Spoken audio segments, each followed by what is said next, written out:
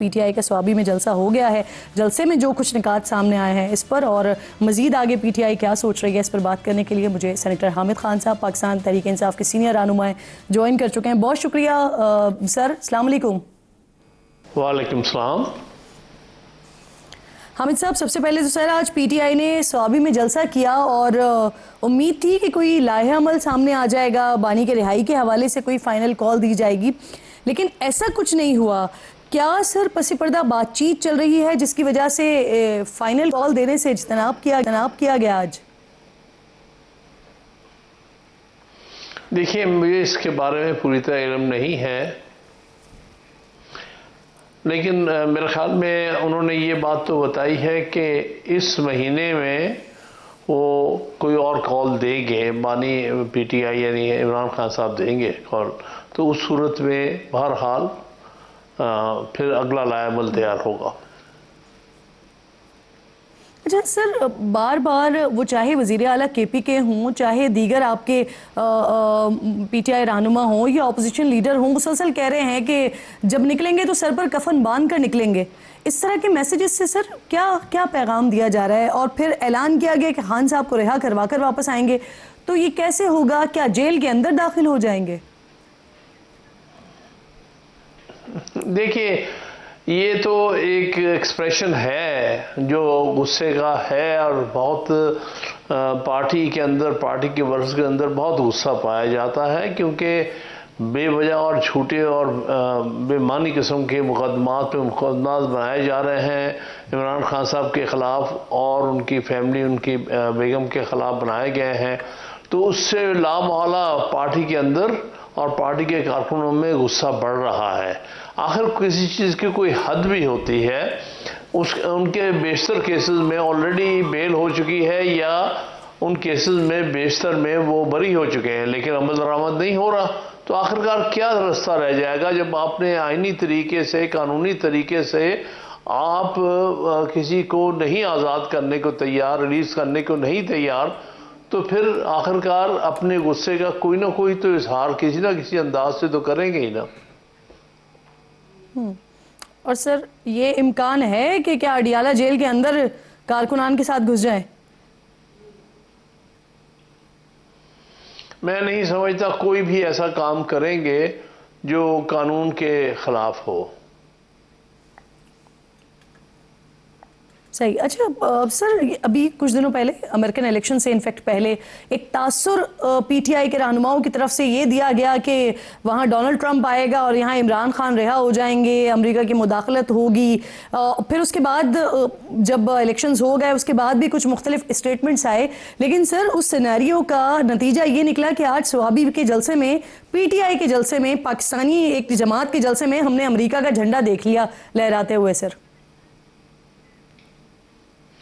देखिए, किसी ने अपने तौर पे लहराया होगा, उसका ताल्लुक हरगिज़ पीटीआई की कोई ऑफिशियल पॉलिसी से नहीं है।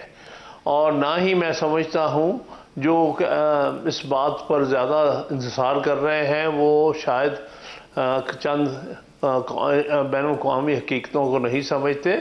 कभी कोई भी मुल्क का सरबराह जो है वो अपने मकासद या अपने मुल्क के मफाद से हटकर कोई पॉलिसी अडॉप्ट नहीं करता। लिहाजा ये कहना कि फ़लाँ के सदर बनने से ये हो जाएगा या ये नहीं होगा, मेरे ख्याल में ये क्या सराहियाँ हैं।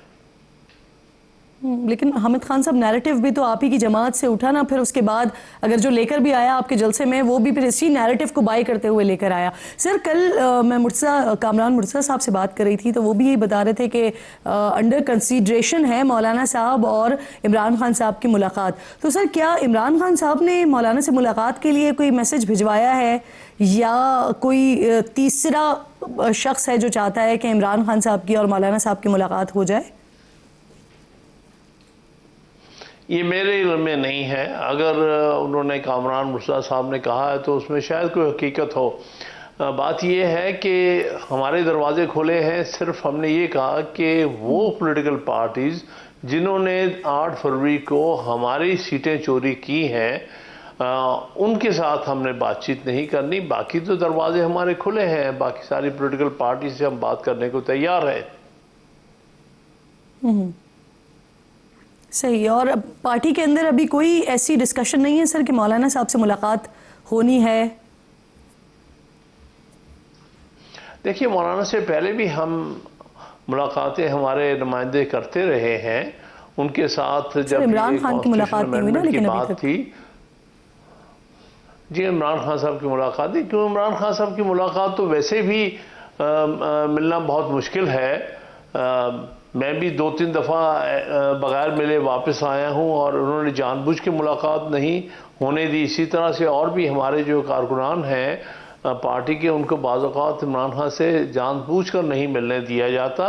तो ये जो पॉलिसी है इस मौजूदा हुकूमत की, उसमें इमरान खान साहब को अपने ही वर्कर से दूर रखा जाता है, अपने ही जो कलीग्स या पार्टी के जो साथी हैं उनसे दूर रखा जाता है। तो हम क्या कह सकते हैं इस वक्त? कोई इसमें पॉलिसी तो वाज़ेह तौर पर बनाई नहीं जा सकती।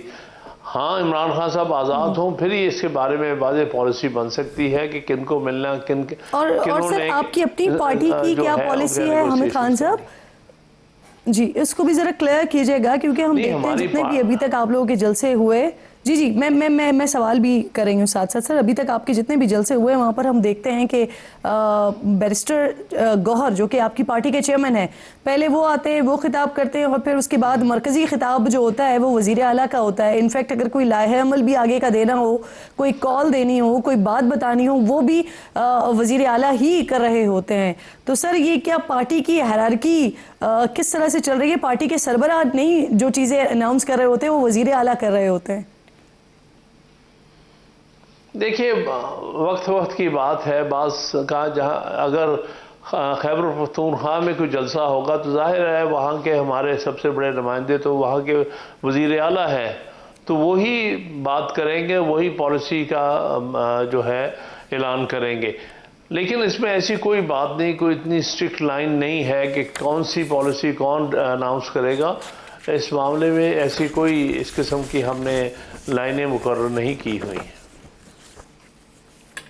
लेकिन सर इस्लामाबाद में तो वज़ीर आला वो KPK के हैं, लेकिन इस्लामाबाद में भी हमने देखा कि मरकज़ी खिताब जो है वो बड़ी देर से पहुंचे थे, लेकिन पहुंचकर फिर अली अमीन गंडापुर साहब ने मरकज़ी खिताब किया था। चेयरमैन थे मौजूद पार्टी के, लेकिन उन्होंने पहले खिताब किया। कोई बात नहीं है, तो ये बातें तो पार्टी के इंटरनल मैटर्स हैं। प्रोग्राम में साथ ही मौजूद रहिए हामिद खान साहब। एक छोटा सा ब्रेक ले रहे हैं, ब्रेक के बाद वापस आते हैं।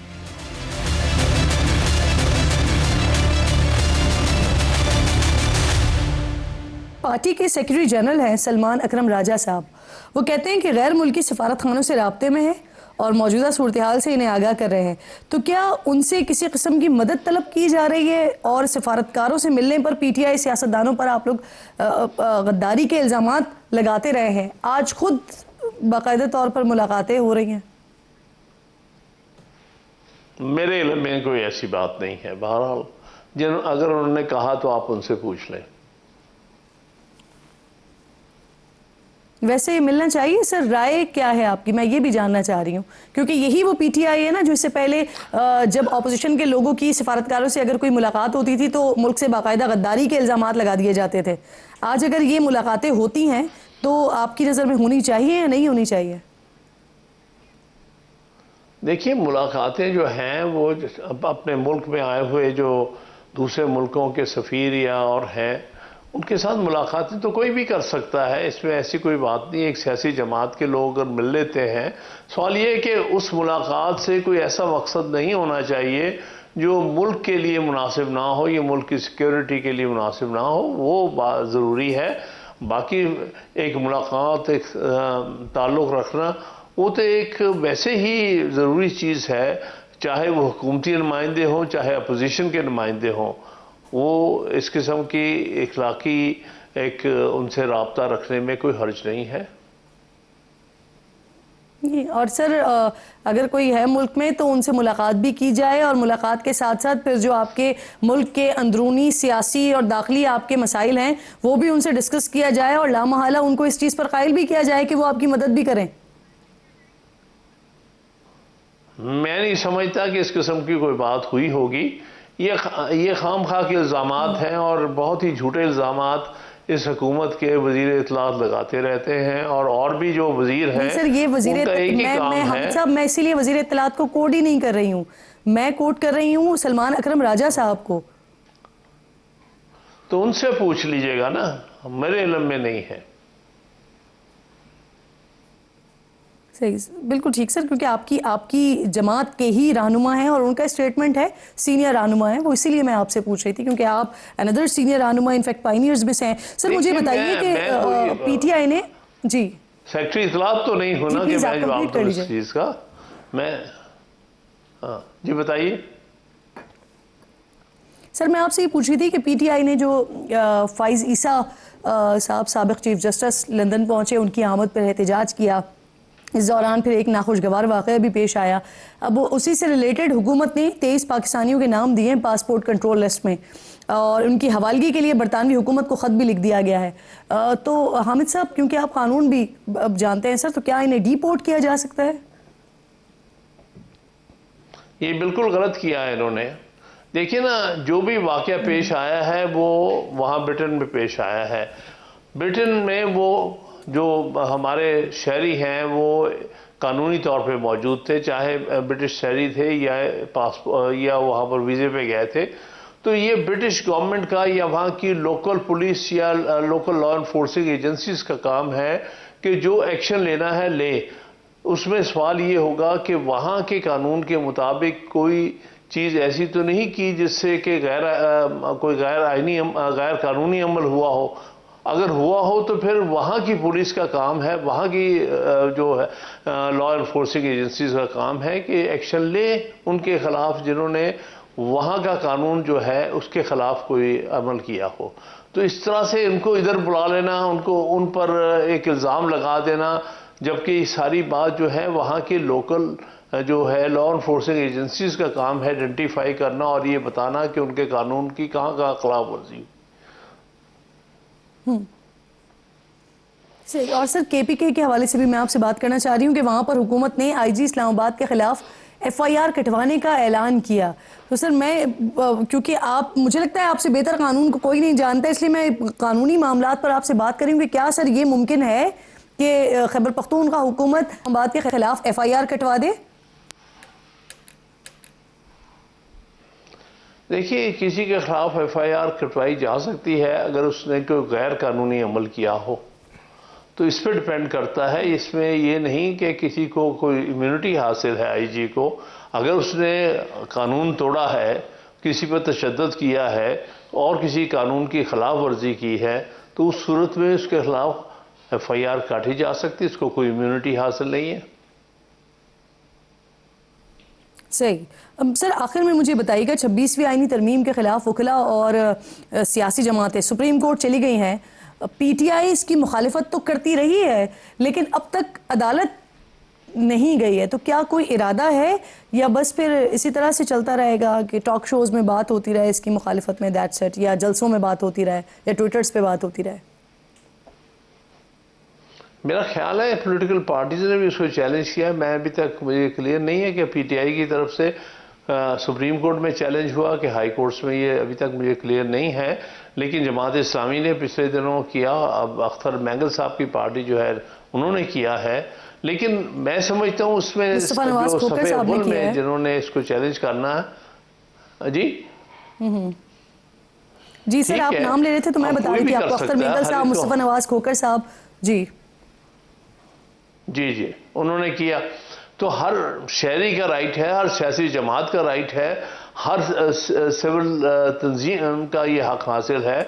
इसलिए इसको तकरीबन सब हाई कोर्ट बार एसोसिएशन ने चैलेंज किया है। तो इस मामले में बलोचिस्तान हाई कोर्ट बार ने किया है, लाहौर हाई कोर्ट बार ने किया है, और भी बेशतर हाई कोर्ट बार एसोसिएशन ने। कोई हर्ज नहीं है, हर एक का राइट है, क्योंकि ये आइन जो है वो आइन के बुनियादी ढांचे के खिलाफ है, आइनी तरमीम। लिहाजा इसको कोई भी कर सकता है, कोई सियासी जमात, कोई भी सिविल तंजीम जो है, इंसानी हकूक़ की तंजीम जो भी है, वो उसको पूरा राइट हासिल है पाकिस्तान के शहरी होते हुए, पाकिस्तान के आइन के मुहाफिज होते हुए कि उसको करें। और हामिद खान साहब, गालिबन आप लाहौर हाईकोर्ट बार की तरफ से पेश भी होंगे अदालत में इस सारे मामले को लेकर, तो आपको उम्मीद है किसी रिलीफ की सर, या जो दरखास्त आप लेकर जा रहे हैं उस पर सुनवाई की? ये तो वक्त बताएगा। मैं समझता हूँ अभी तक लग चुकी होनी चाहिए थी। पहले यही ख्याल था कि 4 वाले हफ्ते में लग जाती, लेकिन वो नहीं लगी। अब 11 वाले हफ्ते में अभी तक फाइनल तो नहीं हुई है, लेकिन अभी तक तो कोई खबर नहीं है उसके फिक्स होने की। हम उम्मीद रखते हैं कि चीफ जस्टिस साहब और जो उनके साथ कमेटी है वो इस केस को, क्योंकि बहुत अहमियत का हामिल ये केस है, एक तो इसमें ज़रूरत है कि इसमें फुल कोर्ट बिठाई जाए, क्योंकि आइनी तरामीम को जब चैलेंज किया जाता है इससे पहले हमारे पास जो नज़ीरें हैं उसमें फुल कोर्ट बैठती है। तो हम यही इस मामले में तवक्को करते हैं मौजूदा चीफ जस्टिस साहब से और उनके साथ जो कमेटी है उनसे कि वो फुल कोर्ट बिठाएंगे और जितनी भी अभी तक पिटीशंस आ चुकी हैं 26वीं तरमीम के खिलाफ उनको इकट्ठे सुना जाएगा। और सर ये तवक्को है या ये मुतालबा है कि फुल कोर्ट ही सुने, या कोई भी बेंच होगा और अगर केस उसके सामने लग जाता है तो फिर वहीं चलता रहे? तो ये तवक्को कर रहे हैं या मुतालबा कर रहे हैं? नहीं, हमारा मुतालबा है हर तरह से। मैं समझता हूँ जब तक ये फुल कोर्ट ना हो तब तक ये केस बहस नहीं हो सकता, क्योंकि इसकी अहमियत इतनी है। Goes to the root of the matter जिसको कहते हैं। और उससे पहले 2015-2010 में जब ये 18वीं तरमीम या उसके बाद 21वीं तरमीम चैलेंज हुई थी तो फुल कोर्ट ने सुनी थी। तो कोई वजह नहीं कि फिर भी जब भी तरमीम जो है वो चैलेंज होती है तो फुल कोर्ट का ही बेंच बनना चाहिए। बहुत बहुत शुक्रिया आपका हामिद खान साहब, प्रोग्राम में साथ मौजूद थे। हम गुफ्तगू कर रहे